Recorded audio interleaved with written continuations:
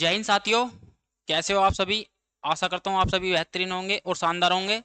तो फ्रेंड्स, जैसा कि आप लोग जानते हैं, हमने दिल्ली पुलिस के लिए कंप्यूटर की सीरीज स्टार्ट कर रखी है। तो फ्रेंड्स, आज का सेक्शन होने वाला है, सेक्शन नंबर 15 है। जिसने हमारे पुराने सेक्शन नहीं देखे हैं वो जाकर देख सकता है। हमने उसकी प्ले लिस्ट बना दी है। तो चलिए स्टार्ट करते हैं और देखते हैं फर्स्ट क्वेश्चन किस प्रकार आया था। फर्स्ट क्वेश्चन है, इलेक्ट्रॉनिक मेल इंटरनेट पर निम्नलिखित सेवाओं में से किससे संबंधित है। तो फ्रेंड, जो हमारे इलेक्ट्रॉनिक मेल होते हैं जो इंटरनेट पर, ये किससे संबंधित होते हैं। ऑप्शन में ये है वर्ल्ड वाइड वेब, वेब सेवाएं, संचार सेवाएं या सूचना पुनर्प्राप्ति सेवाएं। तो फ्रेंड, ये जो हमारे internet mail, electronic internet mail जो संबंधित होती है, ये किससे होते हैं। ये हमारे सभी संचार सेवाएं से संबंधित होती हैं। ठीक है फ्रेंड्स, ऑप्शन नंबर 3 आपका सही हो गया। नेक्स्ट क्वेश्चन देखते हैं। नेक्स्ट क्वेश्चन है, एमएस वर्ड में कोई भी डॉक्यूमेंट प्रिंट से पहले पेज को देखने या समायोजन करने के लिए निम्नलिखित में से किसका उपयोग किया जाता है। तो फ्रेंड्स, जब भी हम कोई पैराग्राफ यानी डॉक्यूमेंट तैयार करेंगे, अगर हम उसे प्रिंट करना चाहते हैं तो उसके लिए सबसे पहले, आपने प्रिंट करना चाहते हैं उससे पहले आप देखना चाहते हैं उसमें कोई गलती तो नहीं है, उसके लिए हम किसका प्रयोग करेंगे। ऑप्शन नंबर ए है प्रिंट प्रिव्यू या आउटलाइन या वेब लेआउट या ड्राफ्ट। तो फ्रेंड, जब भी हम कोई डॉक्यूमेंट तैयार करते हैं और प्रिंट से पहले हम इसे किसके लिए देखना चाहते हैं, तो उसके लिए प्रिंट क्या करेंगे, प्रीव्यू। ऑप्शन नंबर 1 आपका सही हो जाएगा। ठीक है फ्रेंड्स, बात करें अंडरलाइन की, तो अंडरलाइन होता है, मान लीजिए मैंने कोई अक्षर लिख दिया, मैंने अपना नाम लिख दिया, इस तरह से हम किसी भी टेक्स्ट के नीचे कोई अंडरलाइन करेंगे, उसे ही अंडरलाइन बोलते हैं। तो इसकी शॉर्टकट क्या होती है, कंट्रोल प्लस यू। ठीक है फ्रेंड्स, ये हमारी अंडरलाइन की शॉर्टकट की होती है। ठीक है, नेक्स्ट क्वेश्चन देखते हैं। नेक्स्ट क्वेश्चन है, निम्नलिखित में से कौन सा फंक्शन एमएस एक्सेल में वर्तमान दिनांक और समय को लौटाता है। तो फ्रेंड्स, आपको क्या बताना है, जब भी हम कोई एमएस एक्सेल में फंक्शन, एमएस एक्सेल का जो वर्तमान दिनांक और टाइम को दर्शाता है, तो उसके लिए कौन सी शॉर्टकट का उपयोग करेंगे, डेट। तो फ्रेंड्स, जब भी हम वर्तमान दिनांक और समय के लिए किसका उपयोग करते हैं, नाउ का। ठीक है, किसका उपयोग करते हैं, नाउ का। तो फ्रेंड, डेट और टाइम के लिए किसका उपयोग करते हैं, अगर हम कोई डेट दिखाना चाहते हैं तो उसके लिए हम करते हैं, डेट के लिए करते हैं शिफ्ट कंट्रोल प्लस, हम इसका प्रयोग करते हैं किसके लिए, टाइम के लिए, सॉरी डेट के लिए। और टाइम के लिए किसे करते हैं, शिफ्ट का। इसके लिए shift plus control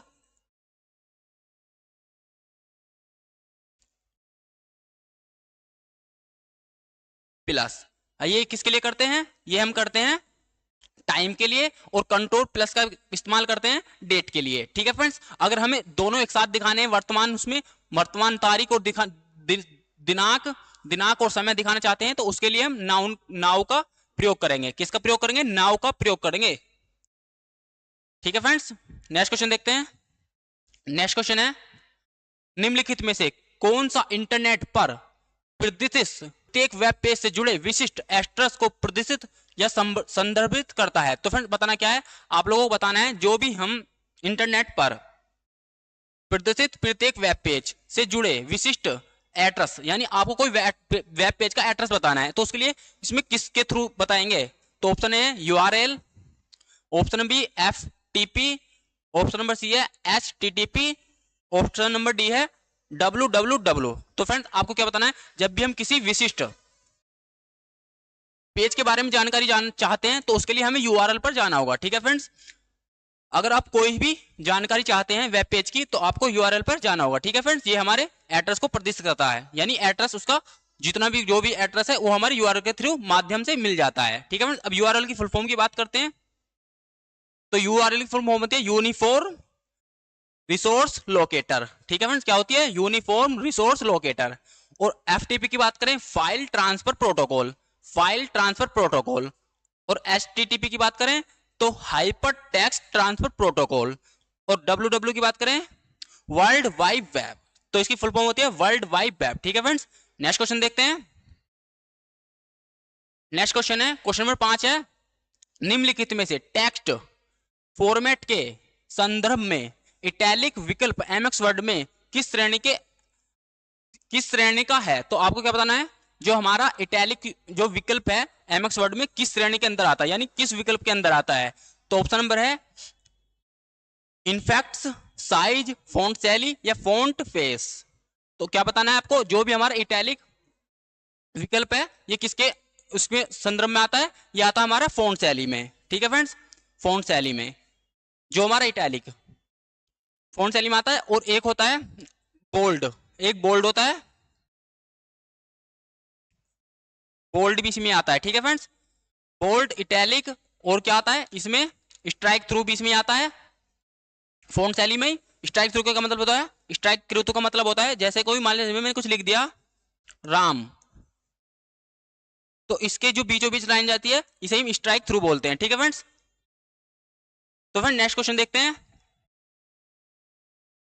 next question है, निम्न में से कौन सा पहले से मौजूद दस्तावेज को खोलने के संदर्भ में एमएस वर्ड 2007 में असत्य है? तो फ्रेंड्स आपको क्या बताना है, आपको बताना है जो एमएस वर्ड है ना उसके जो हम कोई दस्तावेज खोलना चाहते हैं यानी कोई पैराग्राफ खोलना चाहते हैं तो उसके लिए हम किस किस के माध्यम से खोल सकते हैं, और उसमें क्या कह रहा है कि एक इसमें गलत है, जो गलत है वो बताना है।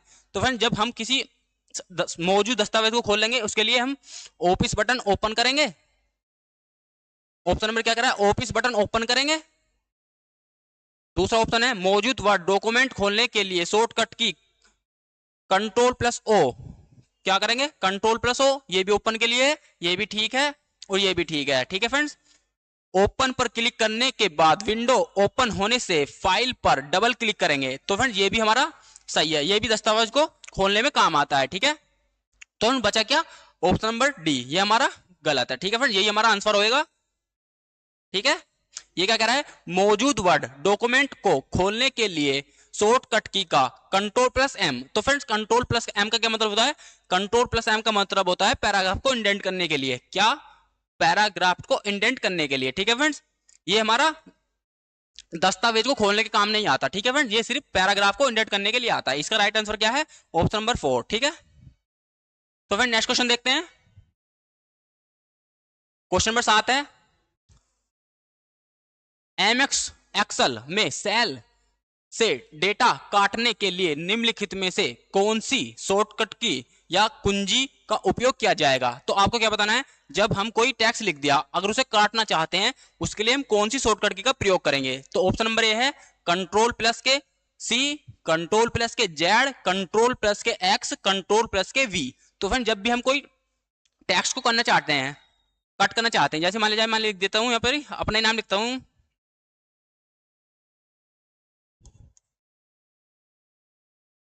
ये मैंने अपना नाम लिख दिया, तो फ्रेंड इसे मैं कट करना चाहता हूं, यानी ये मैंने एक बॉक्स में अपना नाम लिख दिया, अगर मैं इसे कट करना चाहता हूं तो मैं किसका प्रयोग करूंगा, कंट्रोल+X का। ठीक है फ्रेंड, अगर मैं कंट्रोल+ इसे सिलेक्ट करने के बाद कंट्रोल+X दबा दूंगा तो ये सारा कट जाएगा। कटने का मतलब क्या है, यहां से गायब हो जाएगा, यानी ये कहां पहुंच जाएगा, ये क्लिप बोर्ड में पहुंच जाएगा। कहां पहुंच जाएगा, क्लिक बोर्ड में। ठीक है फ्रेंड्स, और बात करते हैं कंट्रोल+C। कंट्रोल+C का क्या मतलब होता है, कंट्रोल+C का मतलब होता है कॉपी करना, ये टेक्स्ट कॉपी हो जाएगा कंट्रोल+C से। ठीक है फ्रेंड्स, और कंट्रोल+Z की बात करें तो कंट्रोल+Z का क्या मतलब होता है, कंट्रोल+Z का मतलब होता है अंडू करने के लिए। मान लिया कोई आपने, जैसे मैंने ये नाम ही लिखा है, अगर मैं कंट्रोल+Z करूंगा तो जो हमने लास्ट कार्य किया था, जैसे कि मैंने लास्ट में N लिखा था ना, तो एक बार ये क्या हो जाएगा, यहाँ से गायब हो जाएगा, यानी अंडू हो जाएगा। ठीक है फ्रेंड्स, एक होता है रीडू, तो कंट्रोल+Y के कंट्रोल+K के लिए होता है रीडू के लिए, इसके लिए रीडू के लिए। रीडू क्या मतलब होता है, जैसे कि मान लीजिए मैंने अभी N लिखा था लास्ट टाइम, तो लास्ट टाइम अगर मैं कंट्रोल+Z दबाऊंगा तो यहां से एक गायब हो जाएगा। ठीक है फ्रेंड्स, अगर मैं कंट्रोल+Y दबाऊंगा तो एक बार फिर से आ जाएगा। ठीक है फ्रेंड्स, रीडू का मतलब होता है यानी एक बार आ जाएगा, और कंट्रोल+Z करूंगा जो लास्ट काम करेंगे उससे गायब हो जाएगा। ठीक है फ्रेंड्स, तो बात करें कंट्रोल+V की, कंट्रोल+V होता है पेस्ट करने के लिए, कंट्रोल+V का मतलब होता है पेस्ट करने के लिए। तो अगर मैं इसे कॉपी कर लिया, कॉपी करने के बाद अगर मैं किसी बॉक्स में यानी कहीं और पेस्ट करना चाहता हूं, इस वाले टेक्स्ट को मैं अगर यहां लाना चाहता हूं तो कंट्रोल+V का प्रयोग करेंगे, तो ये यहां लिखकर आ जाएगा। ठीक है फ्रेंड्स, ठीक है, यहां पर यहां से ये कंट्रोल+V करने के बाद यहां आ जाएगा। ठीक है फ्रेंड्स, कहीं भी ले जा सकते हैं। ठीक है फ्रेंड, नेक्स्ट क्वेश्चन देखते हैं।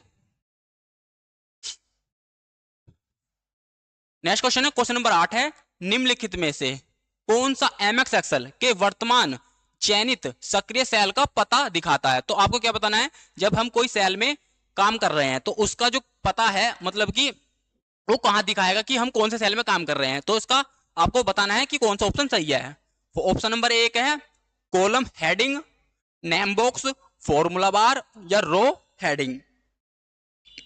तो फ्रेंड, जब भी हम कोई वर्तमान चयनित सेल में सक्रिय, यानी अगर हम वर्तमान सेल में काम कर रहे हैं तो उसके कौन से ऑप्शन में दिखाएगा, तो वो हमें कहां दिखाएगा, नेम बॉक्स में। ठीक है फ्रेंड्स, अब बात करते हैं, मान लीजिए अगर कोई बॉक्स में हमने कुछ कार्य किया, यानी मैंने कुछ लिख दिया यहां पे, इक्वल 2 की पावर कैरेट 3 लिख दिया। अगर मैं इस तरह से लिखूंगा तो ये कहां दिखाएगा, ये दिखाएगा मैं फॉर्मूला बार में। ठीक है फ्रेंड्स, अगर हम कोई डाटा करते हैं तो हमें फॉर्मूला बार में दिखाता है। अगर कोई सेल में काम कर रहे हैं और उसको सक्रिय सेल जो मिली, जो हमारा सेल जिस साल में है इस वक्त, वो हमें नेम बॉक्स में दिखाएगा। ठीक है फ्रेंड्स, अगर हम कोई डाटा लिखेंगे तो वो हमें क्या दिखाएगा, हमें दिखाएगा फॉर्मूला बार में। ठीक है फ्रेंड्स, तो फिर नेक्स्ट बात करते हैं। नेक्स्ट क्वेश्चन है, एमएक्स वर्ड में निम्नलिखित में से किस विकल्प का प्रयोग चयनित टेक्स्ट या पैराग्राफ के पीछे के बैकग्राउंड को रंगने के लिए किया जाता है। तो फ्रेंड, आपको क्या बताना है, आपको बताना है अगर हमने कोई पैराग्राफ चयन कर रखा है, उसके टेक्स्ट के जो पीछे का बैकग्राउंड होता है ना, उसके लिए हम रंगना चाहते हैं, उसे रंगने के लिए उसमें क्या करेंगे। तो इसमें ऑप्शन है फॉन्ट कलर करेंगे, शेडिंग करेंगे, फॉर्मेट पेंटर करेंगे, या टेक्स्ट हाईलाइट करेंगे या कलर करेंगे। ठीक है, आपको क्या बताना है, जब भी हम कोई पैराग्राफ के पीछे के बैकग्राउंड को रंगना चाहते हैं तो उसके लिए हम क्या करते हैं, शेडिंग का उपयोग करते हैं। ठीक है फ्रेंड्स, इसका राइट आंसर क्या है, ऑप्शन नंबर 2। ठीक है फ्रेंड्स, ये फॉर्मेट पेंटर कौन सा विकल्प होता है, ये हमारा क्लिपबोर्ड का पार्ट होता है। ठीक है, नेक्स्ट क्वेश्चन देखते हैं। नेक्स्ट क्वेश्चन है, क्वेश्चन नंबर 10 है और लास्ट क्वेश्चन है। तो फ्रेंड्स, नेक्स्ट क्वेश्चन क्या कह रहा है, निम्नलिखित में से कौन सा, निम्नलिखित में से बीसीसी का पूर्ण रूप क्या है, जो ईमेल हेडर का एक क्षेत्र है।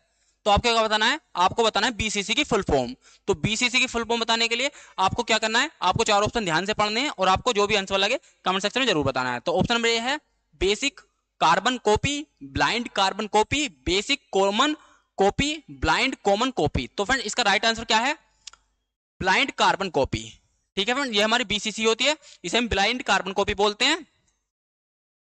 ठीक है, एक होती है हमारी सीसी, इसे सिर्फ कार्बन कॉपी बोलते हैं।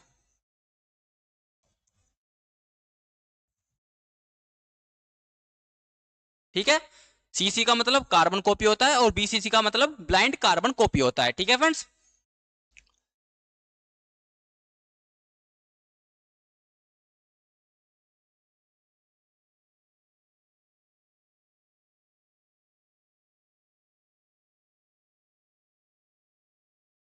तो फ्रेंड्स आज के लिए इतना ही, मिलते हैं नेक्स्ट वीडियो में। अगर वीडियो अच्छी लगी हो तो वीडियो को लाइक कर दीजिए, चैनल को सब्सक्राइब कर लीजिए और ज्यादा से ज्यादा लोगों के पास शेयर कीजिए, ताकि हमारी वीडियो आप लोग